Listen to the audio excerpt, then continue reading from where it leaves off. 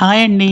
మనం ఏ ఫంక్షన్కి వెళ్ళినా భోజనాల్లో తప్పనిసరిగా కనిపించే కర్రీ వంకాయ కర్రీ. అది వంకాయ గుత్తులైనా సరే, మసాలా కర్రీ అయినా సరే, వంకాయ ఫ్రై అయినా సరే, ఆ రకంగా ఏదో ఒక వంకాయ కర్రీ ఉంటుంది. అటువంటి వంకాయ కర్రీని నేను ఇప్పుడు మసాలా వంకాయ లాగా చేసి చూపిస్తాను. మసాలా వంకాయ కూర ఎలా చేయాలో నేను మీకు ఈ రోజు వీడియోలో తెలియజేస్తాను. అంతకంటే ముందు మనం కూరలలో రారాజు అయినటువంటి ఈ వంకాయ గురించి కొన్ని అద్భుతమైన విషయాలు నేను యూట్యూబ్ ద్వారా తెలుసుకున్నాను. దాన్ని మీతో కూడా షేర్ చేస్తాను. ఒకటి, వంకాయట పచ్చిగా తింటే చాలా మంచిదంట. దాని జ్యూస్ కూడా చాలా ఆరోగ్యానికి మంచిదంట.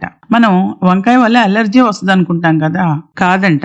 వంకాయ వల్ల అలర్జీ రాదంట. మన బాడీలో ఉండే ప్రాబ్లం ఏదన్నా ఉంటేనే దానివల్ల అలర్జీ వస్తుందట. అంతేకాకుండా వంకాయ ఎన్ని రకాలు ఉపయోగపడుతుందో చూడండి.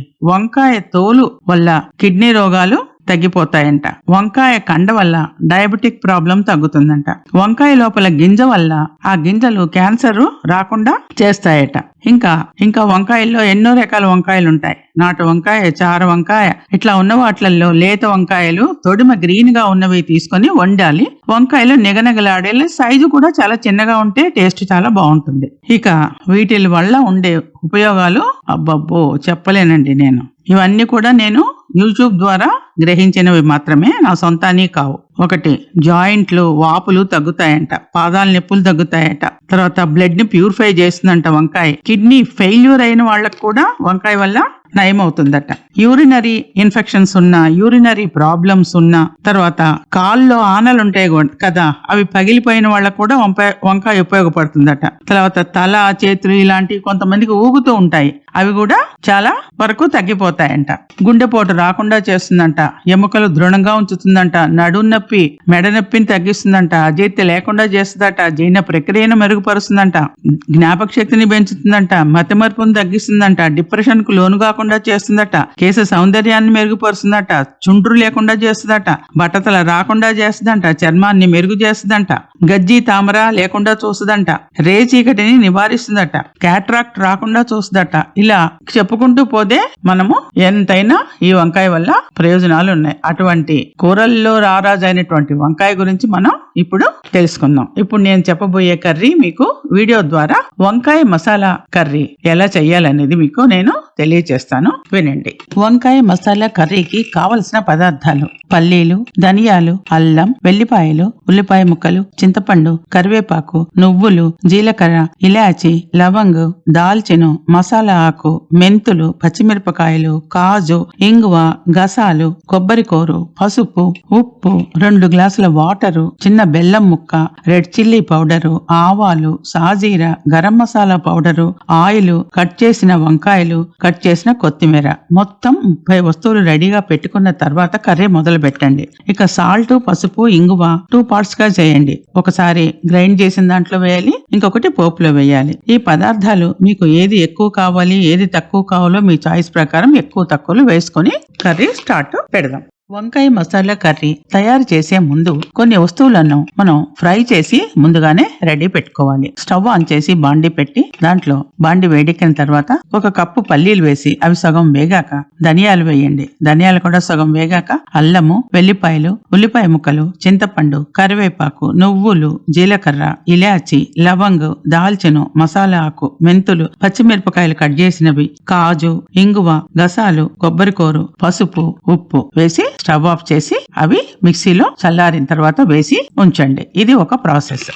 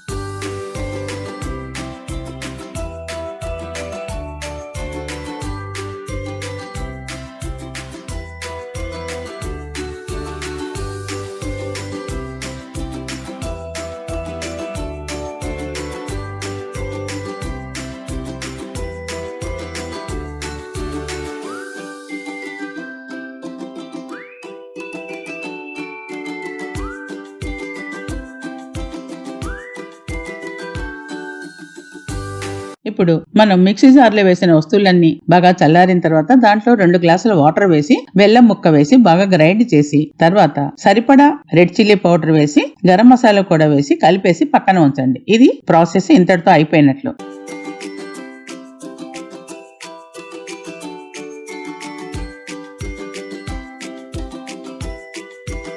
ఇక తయారీ విధానంలో బాండి వేడెక్కిన తర్వాత 3-4 గరిటెల ఆవాలు వేయండి. ఎందుకంటే ఆయిల్ లేదే వంకాయ కర్రీ బాగోదు. ఆయిల్ ఎంత ఉంటే కర్రీ అంత టేస్ట్ ఉంటుంది. సో ఈ నూనె వేడెక్కిన తర్వాత దాంట్లో సరిపడా ఆవాలు, సాజీరా, ఇంగువ వేసి కలిపి ఈ మనము కట్ చేసి నీళ్లలో ఉంచుకున్న వంకాయలు ఆ బాండీలో వేసి కలిపి దానిపైన కూడా కొద్దిగా ఉప్పు, పసుపు వేయాలి. ఎందుకంటే వంకాయ ముక్కలు నల్లబడకుండా వంకాయలకి సరిపడా ఉప్పు కూడా తగలాలి. అందుకని పేస్ట్ లో కొంత వేసాము, ఇప్పుడు కొంత వేయాలి. వేసి మూత పెట్టి మధ్య మధ్యలో కలుపుతూ ఉండండి. అలా కలుపుతూ ఉంటూ ఒక 5 నుంచి 10 నిమిషాల లోపల వంకాయలు బాగా మెత్తబడిపోతాయి.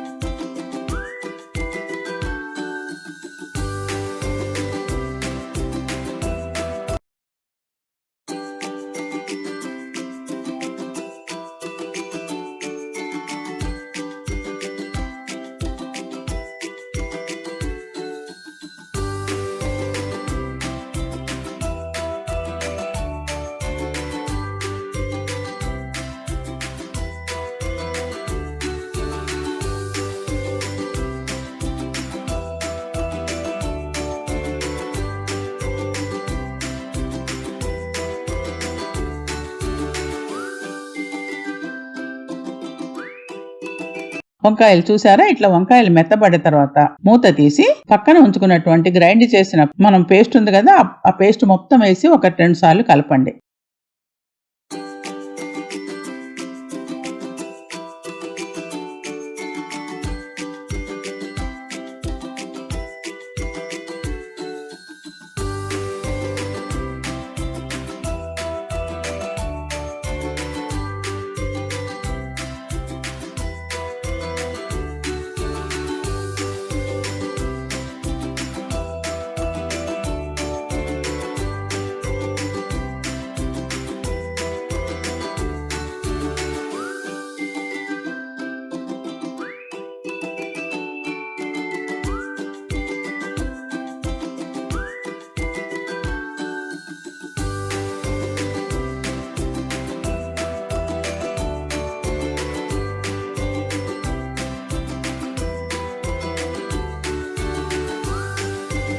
అంతా అయిపోయిన తర్వాత ఉప్పు చూసుకోండి. ఉప్పు వెయ్యాలి అంటే ఇదే సమయం. కావాలంటే ఒకసారి వేసి ఏ వస్తువులు కావాలన్నా వేసుకొని మరొకసారి కలిపి మూత పెట్టి ఫైనల్ గా పైన కొత్తిమీరతో గార్నిష్ చేసి స్టవ్ ఆఫ్ చేయండి. అంతే, ఎంతో టేస్టీగా ఉండే వంకాయ మసాలా కర్రీ రెడీ అయిపోయినట్లే. ఇది తిని మీ టేస్ట్ ఎలా ఉన్నది నాకు కామెంట్ ద్వారా తెలియజేయండి. Thank you.